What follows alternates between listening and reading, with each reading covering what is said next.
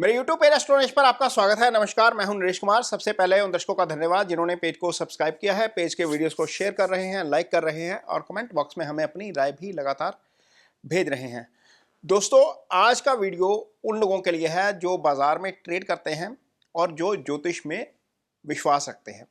ज्योतिष में विश्वास इसलिए कर रहा हूँ क्योंकि बहुत सारी चीज़ें आपकी जन्म कुंडली के ऊपर डिपेंड करती हैं।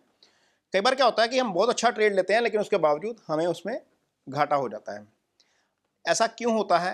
क्या आपकी जन्मपत्री साथ नहीं देती, या जिस दिन आप ये ट्रेड ले रहे हो उस दिन आपका जो ट्रांजिट है या गोचर है आपके चंद्रमा का, वो किस स्थिति में होता है, ये काफ़ी मैटर करता है। तमाम सूझबूझ के साथ आप फैसला लेते हैं लेकिन पता लगता है कि ट्रेड, प्रॉफिट वाला ट्रेड, लॉस में कन्वर्ट हो गया।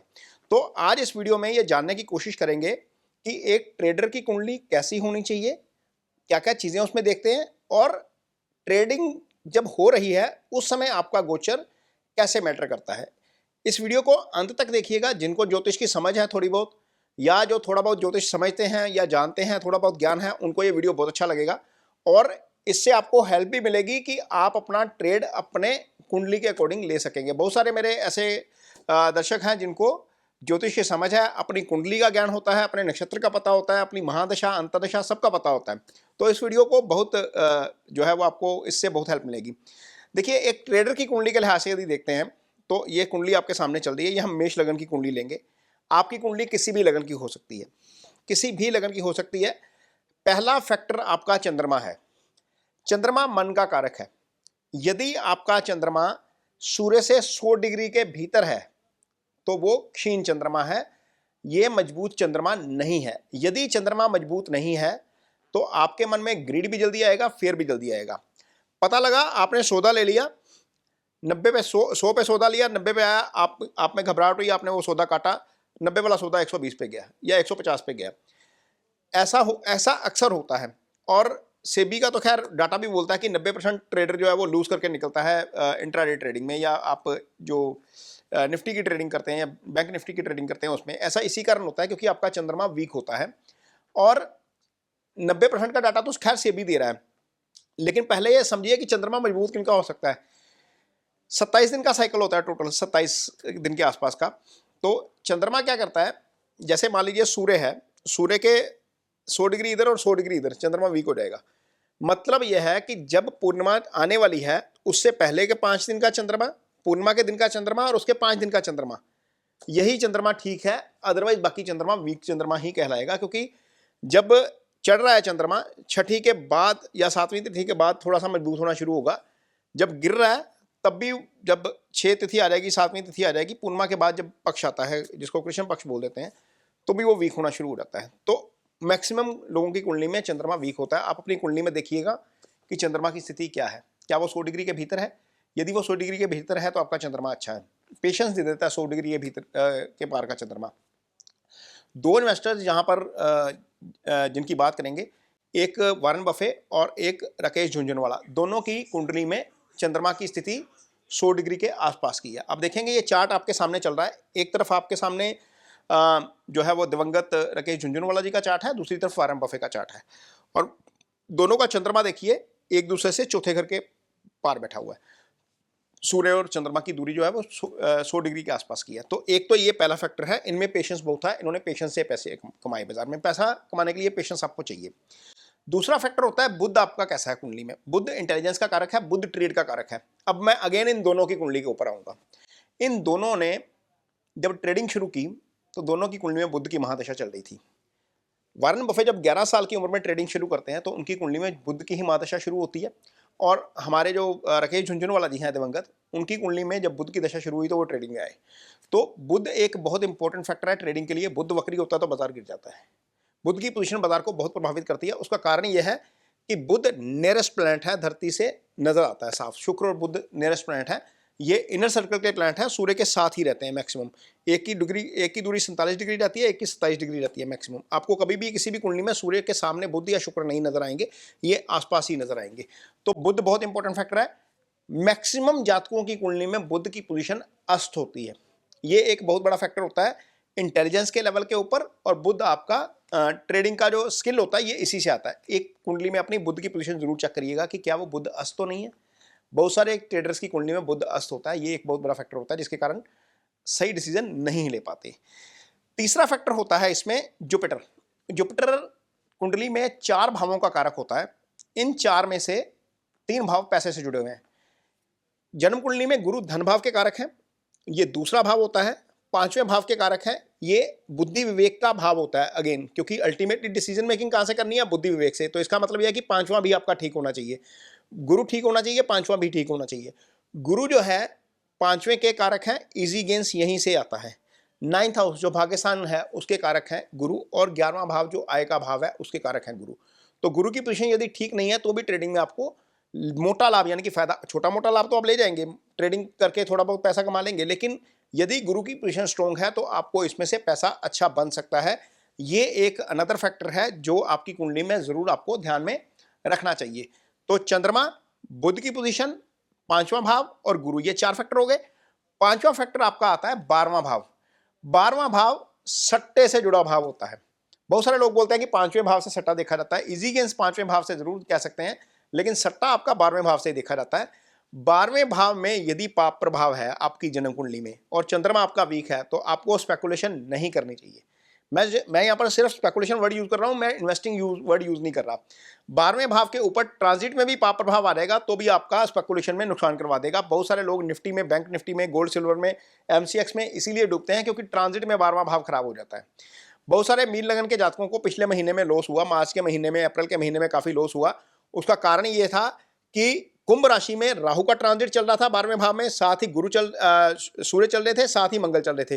तो 3 पाप ग्रह स्पेकुलेशन वाले भाव में, नतीजा ये हुआ कि जो जनवरी फरवरी में कमाया मार्च में सारा उड़ गया। तो ये बहुत सारे लोगों के साथ हुआ जो मीन राशि के थे या मीन लगन के थे। ये 12वां भाव आपकी जन्म कुंडली में सट्टे का भाव होता है। यहां पर आपका शुभ प्रभाव होना जरूरी है। यदि अशुभ प्रभाव में है ये भाव आपका तो भी आपको सट्टेबाजी से दूर रहना चाहिए। बहुत सारे लोगों ने पिछले एक वीडियो में कमेंट किया था कि 5वें भाव से देखा जाता है। 5वें भाव से इजी गेन देखते हैं, लेकिन 12वां जो होता है 5वें का 8वां होता है। 5वें का लॉस 8वें 12वें से नजर आएगा। तो ये एक फैक्टर है जो आपको जरूर ध्यान में रखना चाहिए। आपकी जन्म कुंडली किसी भी लगन की हो, दूसरा भाव आय का भाव, 11वां भाव दूसरा भाव धन का भाव, 11वां भाव आय का भाव, बुध चंद्रमा 12वां भाव और पंचम, ये ठीक होना चाहिए। कुछ लोग चौथे भाव से भी देख लेते हैं, जनता का पैसा कहा जाता है, लेकिन इनमें से यदि 3 फैक्टर भी ठीक है, आपका चंद्रमा और बुध ही ठीक है और 12वां भाव ठीक है, तो आपको ट्रेडिंग कर लेनी चाहिए। आप ट्रेडिंग इसमें इजिली कर सकते हैं। लेकिन इसके बावजूद ये सारे फैक्टर एक तरफ हैं, आपका ट्रांजिट एक तरफ है। कई बार क्या होता है, आपकी जन्म कुंडली बहुत अच्छी है, आपकी ये सारे पैरामीटर आप में मिल रहे हैं, लेकिन होता क्या है कि आपकी दशा खराब चल रही है, दशा अष्टम भाव की चल रही है, तब भी नुकसान हो जाता है। मान लीजिए किसी की कुंडली में गुरु में बुध चल रहे हैं, कहने को ठीक है दोनों पॉजिटिव प्लैनेट हैं, लेकिन जन्म कुंडली में दोनों प्लैनेट 6-8 पे बैठे हुए हैं, यानी कि 6-8 एक्सिस पे बैठे हैं, तो भी नुकसान करवा देंगे। मान लीजिए बुध आपके अष्टम में बैठे हैं, गुरु आपके तीसरे भाव में बैठे हैं, तो ये 6-8 एक्सिस हो जाएगा। तो यहां पर आपको ट्रेडिंग में नुकसान हो सकता है। इस स्थिति में भी दूर रहना चाहिए, ये आपकी दशा बोलती है। लेकिन यदि ट्रांजिट में खराब हो जाए, जैसे मैंने बताया कि मीन लगन की एक पत्रिका थी जिसमें 11वें भाव में ट्रांजिट था राहु मंगल और सूर्य का, उसमें बहुत नुकसान हो गया। ये आप जरूर ध्यान रखिए, किसी अच्छे विशेषज्ञ से कुंडली का विश्लेषण जरूर करवाइए, क्योंकि जब आप ट्रेडिंग करते हैं तो उसमें आपका स्टेक बहुत हाई हो जाता है। जब स्टेक हाई हो जाता है तो अल्टीमेटली फिर आपको जो है वो बहुत सारी चीजें देख परख के करनी चाहिए। इसके बाद हर महीने में आपकी कुंडली में जो ट्रांजिट होता है वो बड़ा इंपॉर्टेंट होता है। जब आप जन्म लेते हैं तो आपके जन्म नक्षत्र के आधार के ऊपर एक तारा चक्र निकलता है आपके बर्थ चार्ट में। आपके पहले तो चंद्रमा से चंद्रमा देखते हैं, आपका जिस राशि का चंद्रमा है वहां से मींस उस राशि में चंद्रमा, यानी कि यदि किसी की मेष राशि है तो मेष राशि का चंद्रमा उसके लिए अच्छा है, यानी कि चंद्र राशि के ऊपर से। तीसरे भाव का चंद्रमा उसके लिए अच्छा है, यानी कि बुध की मिथुन राशि से।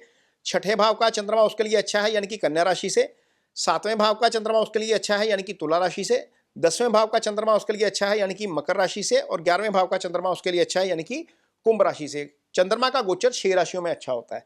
पहले तो मोटा मोटा ये समझ के चलिए कि आपके चंद्रमा से यदि चंद्रमा गोचर का 4, 8, 12 में चल रहा है तो आपको ट्रेडिंग अवॉइड करनी चाहिए उस दिन। लेकिन सवाल ये पैदा होता है कि चंद्रमा तो 54 आवर रहेगा एक राशि में, क्या सारे दिन अवॉइड कर दिए जाएं? तो ऐसे तो 15 दिन अवॉइड हो जाएंगे। तो इसके लिए आपकी कुंडली में एक तारा चक्र होता है, जिससे ये अंदाजा लगता है या जिससे ये पता लगता है कि आपके आने वाले महीने के कौन से दिन अच्छे हैं। उस तारा चक्र की एक सीरीज होती है, 27 जो है वो नक्षत्र होते हैं कुंडली आपके एस्ट्रोलॉजी में। जिस नक्षत्र में आप जन्म लेते हैं उस जन्म का नक्षत्र जो होता है वो जन्म की सीरीज में आता है, यानी कि वो जो सीरीज है वो आपके लिए एवरेज सीरीज मानी जाती है। उसके बाद संपत सीरीज आती है, ये संपत सीरीज अच्छी होती है, इसमें भी 3 स्टार होते हैं। हर इसमें 3 स्टार आएंगे, जो कैटेगरीज आ रही हैं हर में 3 स्टार आएंगे।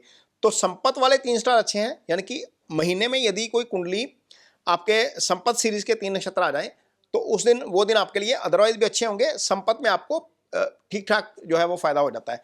विपत सीरीज के 3 नक्षत्र आते हैं, उन 3 नक्षत्रों में अवॉइड कर देना चाहिए, ये नुकसान देने वाला होता है। क्षेम सीरीज आती है, इसमें आपको काफ़ी फायदा हो जाता है, ये अच्छा सीरीज का कहा जाता है। एक प्रत्यरी सीरीज होती है, इसको प्रत्यक भी बोल देते हैं, तो इसमें नुकसान की संभावना ज़्यादा है। जैसे विपत में नुकसान है ना, प्रत्यक में भी नुकसान हो जाता है। फिर साधक आता है, साधक आपके लिए बहुत अच्छा होता है, साधक में आपको फायदा हो सकता है। साधक की सीरीज के 3 नक्षत्र होते हैं। फिर इसके बाद आता है वध सीरीज, इसमें तो ट्रेड अवॉइड ही कर दीजिए। ये 3 दिन होंगे वध सीरीज के जिसमें आपको अवॉइड कर देना चाहिए, विपित में भी अवॉइड कर देना चाहिए। फिर मित्र आता है, फिर अति मित्र आता है। मींस ये 9 सीरीज होती है, 9 में 27 नक्षत्र होते हैं। इसका मतलब यह है कि 3 सीरीज ऐसी हैं जिनमें नुकसान ज्यादा होता है, विपत में, प्रत्यय में, वध में।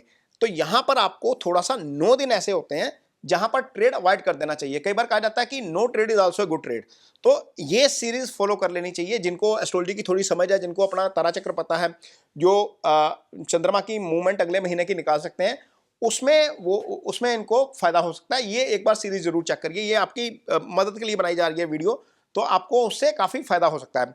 दूसरा एक पैरामीटर ये होता है जिस दिन सूर्य राशि बदलते हैं, हर 15 तारीख को या 14 तारीख को सूर्य राशि बदलेंगे।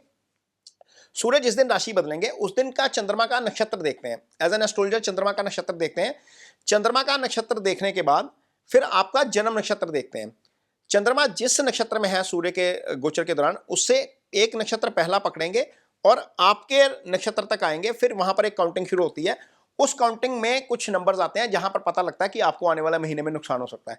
तो कुछ नंबर्स हैं, वो नंबर्स काफी डिफरेंट हैं, लेकिन वो पता लग जाएगा, एक एस्ट्रोलॉजर बड़े आराम से उसको निकाल देता है। तो यदि आप ट्रेड करते हैं, ये चीजें आप खुद जरूर चेक कर लीजिए, किसी एस्ट्रोलॉजर से जरूर चेक कराइए, ये तारा चक्र जरूर देखिए, चंद्रमा की मूवमेंट जरूर देखिए, सूर्य का नक्षत्र आपके नक्षत्र के अकॉर्डिंगली क्या निकलता है इसको जरूर देखिए।